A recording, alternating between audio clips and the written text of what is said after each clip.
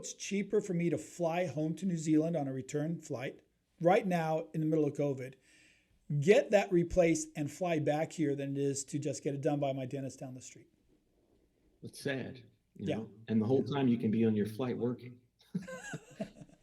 I can do podcasts in the middle of a 747 on the internet. Absolutely.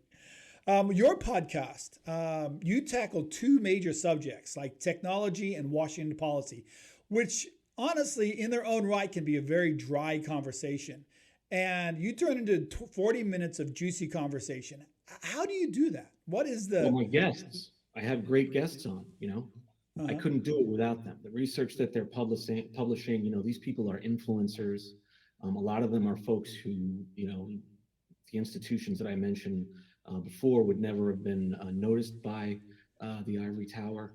But many of them have penetrated it and are leading the charge and, giving folks who wouldn't have paid attention to them before definitely a run for their money and some competition as we've evolved into this world post George Floyd and during this COVID era where equity is extremely important and showing up everywhere in every debate, irrespective of how your ideological affiliation plays into that. Eventually we're going to start talking about race, ethnicity, and socioeconomics and gender and LGBTQ plus.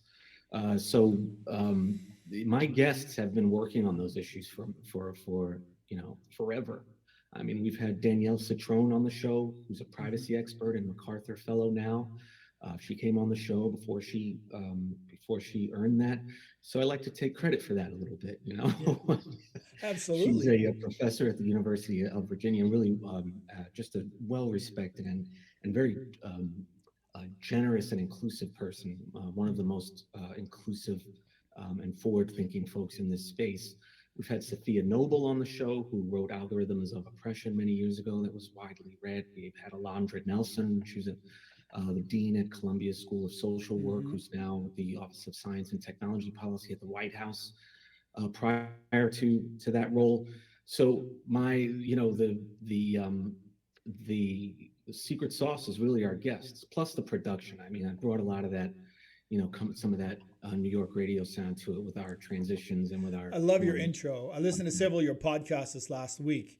You guys have a great intro. In I fact, love I that. forwarded over to Trevor, who runs a lot of the audio engineering for us. I'm like, Trevor, this is good. He's like, oh, we can do that. I was like, good. Yeah, yeah, it really is. It really is, and that's the kind of stuff I like thinking about. I like thinking about sound and putting those things together. I guess it comes from the music background, so it's something I've always loved.